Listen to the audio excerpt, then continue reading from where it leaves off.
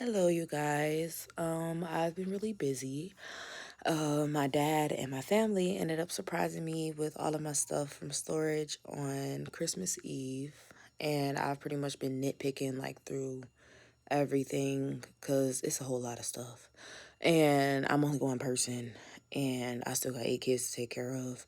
So yeah, all of our beds, I still got to put them together. Like I wish I had enough money to pay somebody to just put all of my stuff together, but I've come on here with a message. Um, Now, for the past, I want to say 4 years or so, 3 or 4 years, I've been having dreams. And I believe all of those dreams have led up to this point in my life to where I have my niece and my nephews. Um, and it's like I was ignoring them because back then I didn't really believe in spirituality and spirits and other dimensions and all of that. Like I didn't believe in none of that really. I was just starting to believe in, energy exchange. Like that was about the only thing that I believed in at that time. And in all of my dreams, if y'all want more details on the dreams, then let me know. I'll just do a story time or something. But in all of my dreams, I ended up having to save a child or trying to save a child or like just seeing something traumatic. Like there has been dreams where my house was crumbling and I had to protect all of the kids because someone, well, it was like a cartel or something. They were running in like, and I had to protect them, and they almost got raped. I almost got raped. And then there were other dreams where my nephews would be in a stroller and like the stroller would be going in the middle of the street and I had to go save them. And then there was another dream where my nephews were in a caravan with their mother, and one of them climbed onto the back. It was a trailer on the back, and she was going onto the freeway. But it was weird because it was the oldest, but he was a baby in the dream. But in real life, he wasn't a baby. But yeah, we're going onto a freeway. I had to save him. And then this morning, I just recently had a dream where I was dating, and it was like I was dating in a poly relationship. Um, and the guy said something inappropriate about my son. And then immediately, like nothing was done. I didn't have to save him or anything, but immediately I just let it be known that that person was sick in the head. And then when I woke up, a video surfaced from 14 hours ago of a man who raped his 14-year-old daughter. And then in the story it also says that before this occurred, he also raped his 13-year-old niece. And I'm not sure how long ago that occurred, but yeah. And I think today's message is it's okay to speak up before something actually happens. Because now that I think about it, all of those dreams that I had, they were warnings. And it's like now that I actually have them, all 8 of them, like it brings me so much joy, even though it doesn't look like it sometimes, because there's other things in life that stresses me out, plus my own trauma from the same person. And but just to see them smile and know that they're safe, know that they're happy, know that they're taken care of, it brings me peace. Because throughout all of those dreams that I've had pertaining to my nephews, and today this was the first one where I've had it was just my kids specifically. And I think that's because now I have my niece and nephews, so the mission was complete on that end. Um, and I don't know what today's dream meant 100%, but I am certain that one of the main messages were to say something before something actually happens. Because if I were to say something when I had suspicions and dreams and like little stuff was brought to light back then I probably would have been able to stop some things from happening. And also, like, while I was having my dream today, I could hear a voice in the back of my head. Like, it wasn't my voice, it wasn't my conscious, it was another voice. And it's like I recognized it, but it was altered. And I don't know if that's because it was like that just because of the dream. But normally, even if it's my voice in a dream, I recognize my voice and my conscious. But it wasn't either one of those. And like, all I kept hearing was like pedophile shit. Like, I wish I had my baby here so they can rub my breast, and then it was just like, it was very weird. And then it's like when I woke up, yeah, I started crying. And that's when I seen a video about a guy raping his own daughter. And they beat the hell out of him. He had an eyeball hanging out, tongue, blood was everywhere. They beat him in his drawers outside in the cold. That's exactly what the fuck he deserved.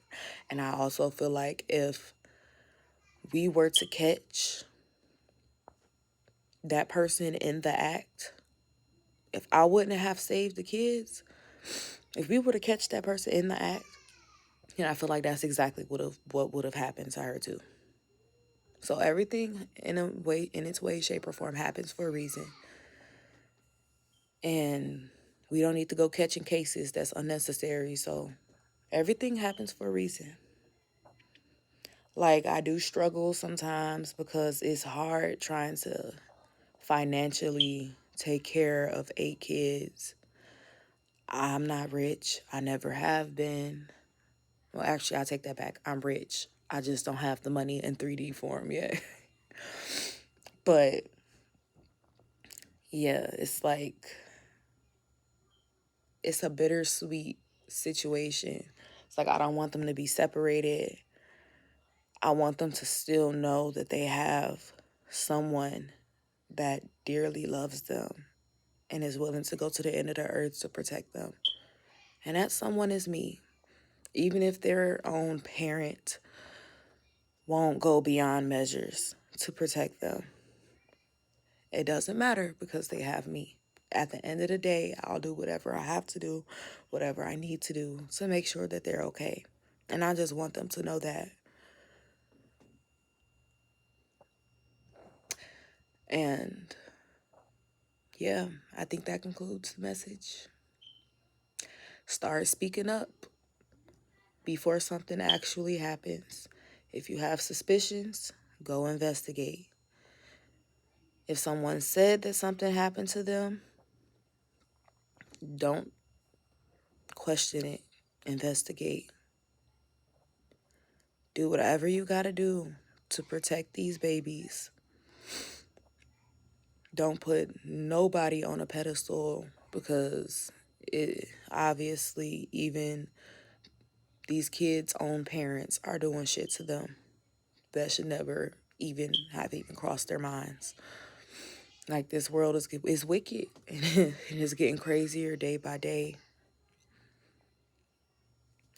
And it's like, the police could come in today and tell me that I have to give that girl her kids back, and I wouldn't do it. They could come in right now with CPS and tell me that I have to give the kids away back to their mother. I wouldn't do it. They would have to fight me. Probably even fucking kill me. Because there's no way. If you know that there's somebody being taken advantage of and they can barely even take care of themselves, barely even speak for themselves, this even goes for not even just the kids. Like, even if it's an elderly lady and you know she can barely move, if you know that they're being mistreated and you have the power or the will to help protect them, you don't have to have everything. I didn't have everything when I had them, I had everything, like as far as household stuff. But even then, I didn't have enough money to just like drop whatever I'm doing to get them whatever they want and whatever, but they have what they need and they're safe. So even if you feel like you're not enough and you don't want to take on that journey, it doesn't matter. If you know that they will at least be safe with you, then take on that journey. Everything else will fall in line when you need it. Just don't sit back and watch others go through abuse. Don't sit back and watch others' innocence be taken from them, because it's not fair. And from someone that has gone through a whole lot. If I could go back in time, I probably would have told sooner than I did. Because by the time I did tell, it was too late. My mom was dead. Dad tried to do something about it, but it was too late. And a lot of kids are not going to say anything if something does happen to them. They're scared to say something, or they just don't want anybody treating them differently. So even if you have suspicions, you don't have to make it obvious, but do your research and find out for yourself. But don't just sit around after you've had suspicions or you've seen some things that were inappropriate. Don't just sit around and wait for it to get worse and then finally do something. If you see signs of fuck shit going on, take heed of the shit before it gets worse. Because to some people, it may not seem like a lot, but it is. Just even being close to getting raped or anything can fuck you up mentally. I've been molested and raped numerous amounts of time, and I am very, very surprised that I made it this far. There have been times when I was a teenager that I even tried to end my own life, which is probably why God gave me 4 kids and made me sit my ass down. Because now that I have all of these beautiful little people to take care of, I have a purpose. My purpose is to make sure that they're protected and that they grow up on the complete opposite path that I went down. You can't trust your own family these days, friends. And at the end of the day, all you have is yourself. And if you know there are not many people like you willing to do some of the things that you are willing to, then why not do it? Because before, I always used to joke with their mother, like, yeah, if they was to take your kids, I don't know who gonna watch your kids, like who gonna keep your kids. Like, we used to joke like that, and I don't even know why we used to joke like that. Like, she's just that fucking fucked up in the head, like to the point where she actually, I wouldn't even say like the police gonna take your kid. Like, no, she'd be like, what if the police try to take my kids? Or like, she used to think about shit like that by herself. And in my head, I used to be like, why would they do that? But, so, I just played it off, joke off, like, well, who gonna watch your kids? I'm not gonna keep your kids. But, yeah, I was completely joking, obviously, because I got all of the kids now. But it's just crazy because it's like, all of these years, she was I loved her a lot. She was my best friend. She was the one that I always ran to when I wanted to do shit that I ain't had no business doing, like smoking, shit, even dancing or wearing certain clothes, because my parents wouldn't allow me to wear certain clothes, like leggings and jeggings. I couldn't wear that shit back then. But when I was around her, I always used to wear them, or I used to do makeup and stuff like that. And then as we got older, like whenever we had beef with somebody, that was the one that I would call. Even after we fought, I want to say twice when I was pregnant. Yeah. Even after that, like, our bond was still inseparable. And then it's like we would have our days where we didn't want to be bothered with each other. But whenever we felt like we needed to be around each other, there was no problem. And it would be like the most awesome time. And it pains me because I'm disappointed in myself. I feel like I was blinded and I should have been seen as coming before any of it even happened. She molested me when I was probably like ages from 4, 5 to like 7. And then she used to also do it with other people. But then back then, I didn't know any better. I was even in kindergarten doing shit like showing people my chest because I had on a training bra at an early age.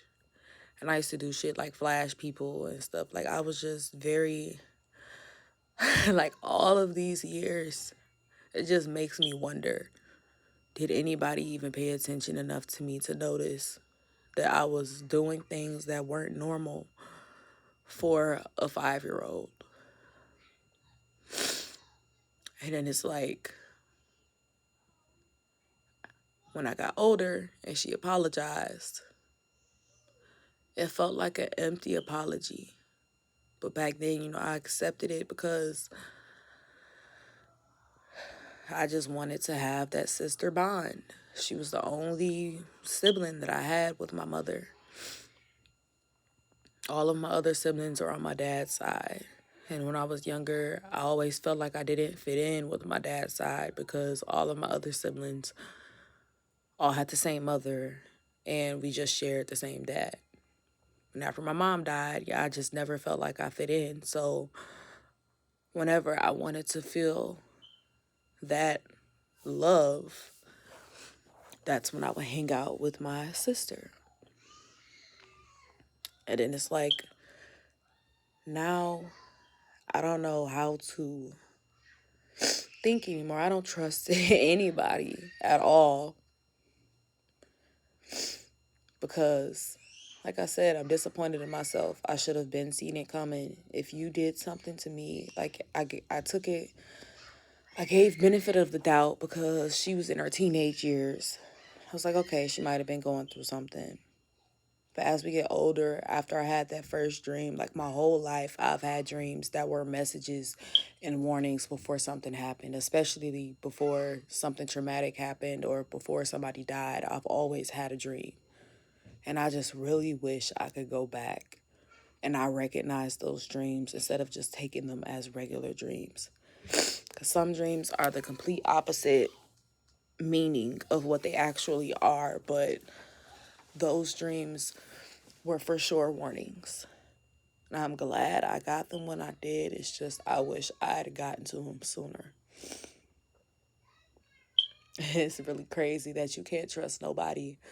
I don't have not one babysitter. I can't afford to pay for a professional babysitter or nothing because now, like, and then even if I could, I don't even know if I would want to because if my own sister is touching her own kids,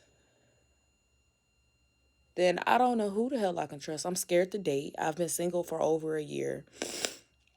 I'm scared to start dating again. It's like I'll talk to people over the phone, really, but that's about it. Like,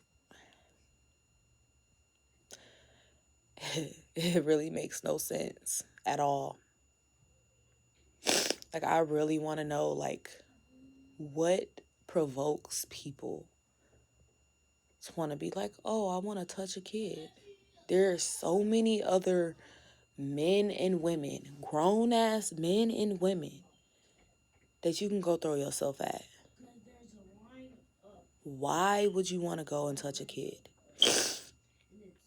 Like, I wake up every morning to a baby smiling in my face, or a older kid just progressing, and it just makes me so happy. Like, why would you want to steal that from them? And it's sickening, and it's not fair at all under any circumstances. And I just wish a whole lot of people would start speaking up, because there's not many people that are willing to speak on shit like this. And honestly, I wasn't willing to speak on it either, but it something has to change. My kids are vulnerable right now because of something that their mother and their aunt did. I can't go into too much detail because it's still my job to make sure they're protected, whether that's physically, virtually. But they're going through something right now on behalf of that bitch. And the dream I had this morning, and then seeing that video of the dude raping his 14-year-old daughter, it just brought everything to light even more. It's like, I'm the type, when I'm going through something, I like to shut everybody out. I don't talk to anybody until I'm done going through whatever I'm going through. But today was an exception, because this shit has to stop. Like, this shit's not fucking normal, and it's happening so fucking much that it's becoming normal. Like, it's not normal for damn near every black family. It's not just black families. I know it's other families too, but damn near every black family has at least one or two kids that have been raped or molested.